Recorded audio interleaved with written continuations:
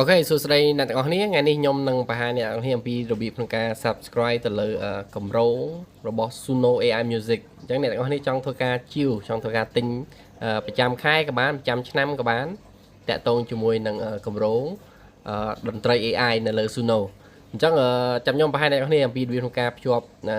Visa Card ក៏ដូចជា Master Card ចូលទៅក្នុងការទិញគម្រោងរបស់ Suno ហ្នឹងហើយមួយទៀតអ្នកទាំងអស់គ្នាហេតុអីបានត្រូវធ្វើការ subscribe បាទព្រោះថាកាលណាយើង subscribe យើងជាវគម្រោងប្រចាំខែឬប្រចាំឆ្នាំទៅលើ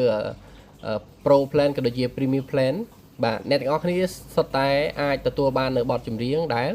មិនជាប់ copyright មិនជាប់កម្មសិទ្ធិបញ្ញារបស់អ្នកណាទាំងអស់គឺបានន័យថាគម្រោងទាំងអស់នេះគឺ AI បង្កើតមកគឺបទចម្រៀងរបស់យើងសុទ្ធតែម្ដងមានន័យថាយើងដូចជាម្ចាស់បទចឹងយើងអាចយកវាទៅដាក់នៅក្នុងក្រុមហ៊ុនកម្មសិទ្ធិបញ្ញាធ្វើជាបទរបស់យើងក៏បានបាទអាហ្នឹងណាត្រង់កន្លែងការ subscribe ទៅលើគម្រោងPro Plan និង Premium Plan ចុះសំណួរមួយទៀតសួរថាបើសិនជាយើងអត់ចង់ធ្វើការ subscribe យើងចង់ប្រើ free បានអ្នកទាំងអស់នេះប្រើបានក៏ប៉ុន្តែបទចម្រៀងដែលផលិតមកគឺវាអត់ស្តង់ដាវាអត់ព្រោះស្ដាប់ហើយដល់ពេលយើង save ទៅគឺយើងបានត្រឹមតែ file MP3 ទេអត់បានដល់រហូតដល់ wave លក្ខណៈ file wave music ដែលកម្រិតស្តង់ដាបំផុតណាអញ្ចឹងយើងបានតែបទចម្រៀងធម្មតាយើងអាចស្ដាប់បានកំសាន្តស្ដាប់បានក៏ប៉ុន្តែมันអាចយកទៅប្រើប្រាស់ក្នុងការ monetize ទៅលើYouTube កម្មវិធីផ្សេងជាដើមគឺយើងអាចធ្វើការរកលុយជាមួយនឹងបទចម្រៀងនឹងបានទេបើមិនយើងប្រើ free អញ្ចឹងដូចខ្ញុំបញ្ជាក់អញ្ចឹងកាលណាយើងចំណាយលុយទើបយើងទទួលបាននៅមកវិញហ្នឹងគឺរបស់ល្អអញ្ចឹងកុំឲ្យខាតពេលយូរអ្នកទាំងអស់គ្នាមកមើលត្រង់កន្លែងPro Plan ហើយនិង Premium Plan ពីរហ្នឹងវាខុសគ្នាមិនបាទខុសគ្នាតែមួយចំណុចទេគ្រាន់តែPremium Plan ហ្នឹងគឺវាមានយើងអាចធ្វើការ access ចូលទៅក្នុង Suno Studio បានន័យថា Suno Studio នោះវាដូចជាកម្មវិធីផ្សេងមួយទៀតរបស់ Suno អញ្ចឹងយើងអាចចូលទៅប្រើប្រាស់បានហើយកម្មវិធីហ្នឹងគឺល្អបាទយើងចំណាយលុយច្រើនទើបយើងអាចប្រើអាហ្នឹងបានណាបើមិនយើងចង់បានតែបើអត់ទេមិនបាច់ទេព្រោះអាហ្នឹងយើងវាមានតែមួយចំណុចហ្នឹងដែលលើសគេហើយមួយទៀតត្រង់កន្លែង Premium Plan ហ្នឹងវាលើសយើងហ្នឹងគឺត្រង់កន្លែងថាវាបានរហូតដល់ 10000 credit ហើយអាចឡើងរហូតទៅដល់បាន2000បาทទៀតអញ្ចឹងណាតែបើសិនណា Pro Plan គឺបានតែ2500 credit ទេហើយឡើងបានត្រឹមតែ500បาทតែប៉ុណ្ណោះអានឹងវាខុសគ្នាតែប៉ុណ្្នឹងទេហើយក្រៅពីហ្នឹងគឺវាដូចគ្នាទាំងអស់អញ្ចឹងខ្ញុំអត់មានអីត្រូវបង្ហាញទេបាទខ្ញុំសូមបញ្យល់អ្នកទាំងអស់គ្នាត្រួសខ្លះប៉ុណ្ណឹងអញ្ចឹងបើសិនជាចង់ច្បាស់យើងគ្រាន់តែអានអក្សររបស់វាទៅនៅខាងក្រោមហ្នឹងគឺវាបញ្ជាក់ឲ្យស្រេចហើយយើងអានទៅហើយយើងបើអត់ចេះអានទេយើង copy paste ទៅឲ្យវាបកប្រែយើងទៅហើយបើសិនយល់ហើយយើងអាចជ្រើសរើសដោយខ្លួនឯងហើយយកមួយណាល្អអូខេអញ្ចឹងដើម្បីទៅ subscribe បានអ្នកទាំងអស់នេះចូលទៅក្នុងកម្មវិធី Suno បាទចូលទៅក្នុង website Suno ហើយយើង search suno.com អញ្ចឹងមកយើង sign up យើងធ្វើការចុះឈ្មោះចូលប្រើប្រាស់ account ហ្នឹងសិនណាចូលប្រើប្រាស់នៅកម្មវិធី Suno ហ្នឹងសិនបាទបន្ទាប់មកយើងនឹងឃើញឯ profile របស់យើងខាងលើនេះយើងចុចមក click នៅលើហ្នឹងមកដើម្បីឲ្យវាបង្ហាញត្រង់កន្លែង upgrade to pro យើងចុចនៅលើហ្នឹងមកអាហ្នឹងបានន័យថាចេញអញ្ចឹងគឺបានថា account របស់យើងអត់ទាន់បាន subscribe អីទាំងអស់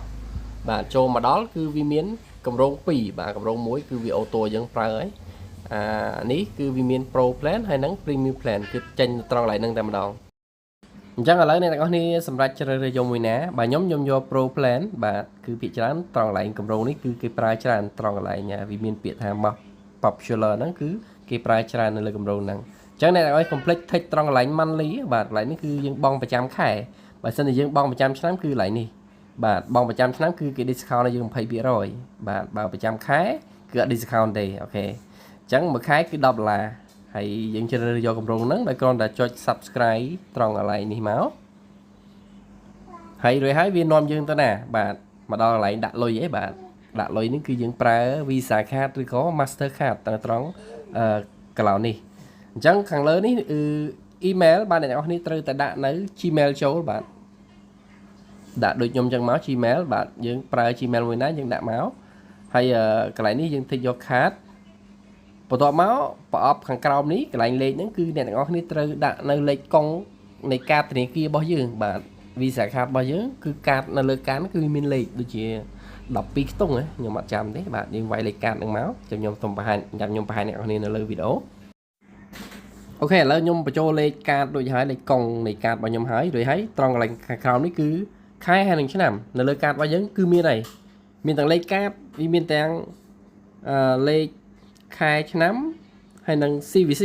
បាទនៅលើកាតរបស់យើងគឺមានទាំងអស់អញ្ចឹងខ្ញុំចង់បញ្ជាក់អ្នកទាំងអស់គ្នាតិចតាក់ទងជាមួយកន្លែង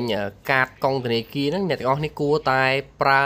កាតសិប្បនិមិត្តមានន័យថាយើងបង្កើតកាតថ្មីនៅលើ ABA ឬក៏ ACDA របស់យើងទៅយើងបង្កើតមកហើយយើងយកកុងធនាគារហ្នឹងយកមកប្រើប្រាស់នៅត្រង់កន្លែងហ្នឹងមកជាវាងការពារ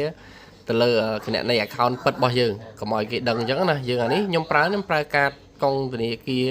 លេខកុងអីហ្នឹងគឺសុទ្ធតែសិប្បនិមិត្តទាំងអស់បាទគឺខ្ញុំបង្កើតកាតថ្មីបាទគ្រាន់តែខ្ញុំ link account ដែលមានលុយហ្នឹងចូលមកត្រង់ចំណុចត្រង់កាតហ្នឹងហើយកាតហ្នឹងគឺយើងអាចកំណត់បានទៀតថាយើងត្រូវចំណាយប្រមាណចំណាយលុយប្រមាណក្នុងមួយថ្ងៃក្នុងការជាវក្នុងការទិញទៅលើកម្មវិធីជាដើមបាទអញ្ចឹងខ្ញុំមានវីដេអូមួយអ្នកទាំងអស់គ្នាអាចទៅមើលទៅក្នុង description ក៏ដូចជាក្នុង comment ខ្ញុំដាក់ link មួយវីដេអូហ្នឹងគឺបង្ហាញអ្នកទាំងអស់គ្នាពីរបៀបក្នុងការបង្កើតកាតសិប្បនិមិត្តហ្នឹងហើយអញ្ចឹងបន្តមកទៀតអ្នកទាំងអស់គ្នាមើលខាងក្រោមនេះកន្លងនេះគឺអ្នកទាំងអស់គ្នាត្រូវវាយឈ្មោះរបស់យើងចូលមករួចហើយខាងក្រោមនេះគឺត្រង់កន្លែងសេដ្ឋានបាទអ្នកទាំងអស់គ្នារស់នៅកន្លែងណាយើងដាក់កន្លែងហ្នឹងចូលមកតែដូចជាអត់ទៅសំខាន់ប៉ុន្មានទេត្រង់កន្លែងសេដ្ឋានហ្នឹងអ្នកទាំងអស់គ្នាអាចដាក់ភ្នំពេញទាំងអស់ក៏បានដែរទេមួយម៉ាត់យ៉ាងខ្លីក៏បានដែរភ្នំពេញដាក់គ្រប់កន្លងចឹងមកបន្ទាប់មកកន្លែងសំខាន់គឺលេខនេះ 12000 អ្នកទាំងអស់គ្នាវាយដូចខ្ញុំចឹងក៏បានដែរបើសិនជាខ្ជិល search postal code ចឹងណាបាទកន្លែងហ្នឹងគឺ postal code ឬក៏ postcode បាទអ្នកទាំងអស់គ្នាវាយដូចខ្ញុំចឹងក៏បានដែរ 12000 យកលេខចឹងឲ្យដូចគ្នាបាទអូខេអញ្ចឹងបន្ទាប់មកទៀតគឺប្រអប់នេះយើងមិនបាច់គ្រីសទេយើងមិនបាច់បើកគ្រីសទេណាបាទយើងចុច subscribe តែម្ដងទៅខាងក្រោមប្រអប់ខ្មៅខាងក្រោមនេះអូខេកន្លែងនេះគឺអ្នកនរគ្នាអាច save ក៏បានឬក៏ចុចយកត្រង់កន្លែង no send ក៏បានដែរនៅលើកុំព្យូទ័ររបស់យើងតើអូខេឥឡូវវាគ្រីសហើយអញ្ចឹងបានន័យថាពេលដែលយើងធ្វើរួចរាល់គឺវានឹង load ចូលទៅក្នុងកម្មវិធី Suno AI Music វិញហើយបើសិនជាវាអត់ដំណើរការឡើងហ្នឹងអញ្ចឹងយើងអាចចុចខ្វែងទៅហើយយើងបើកចូលទៅក្នុង website Suno វិញក៏បានដែរបាទអញ្ចឹងពេលដែលយើង subscribe រាល់តើវាមានលក្ខណៈប្លែកមិនសម្គាល់ឲ្យយើងដឹងថាយើងបាន subscribe ហើយអញ្ចឹងអ្នកនរគ្នាអាចចូលទៅកាន់ account របស់អ្នកនរគ្នាដើម្បីទៅពិនិត្យមើលទម្រង់នៃការពេលដែលយើងធ្វើការ subscribe ទៅលើកម្រងនៃកម្មវិធី Suno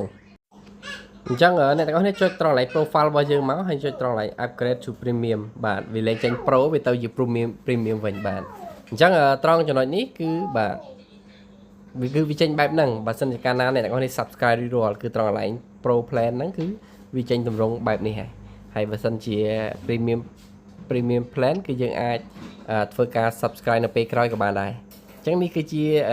លក្ខណៈសម្គាល់ដែលយើងអាចដឹងថានៅក្នុង account របស់យើងមួយនេះគឺយើងកំពុងតែប្រើប្រាស់ទៅលើ pro plan ហើយអូខេមានតែប៉ុណ្្នឹងទេអត់មានអីត្រូវធ្វើទៀតទេអ្នកទាំងអស់គ្នាបើសិនជាមានចម្ងល់អីអាចធ្វើការ comment សួរខ្ញុំបន្ថែមក្រោមវីដេអូនេះបានអញ្ចឹងយើងជួបគ្នាវីដេអូក្រោយទៀតបាយបាយ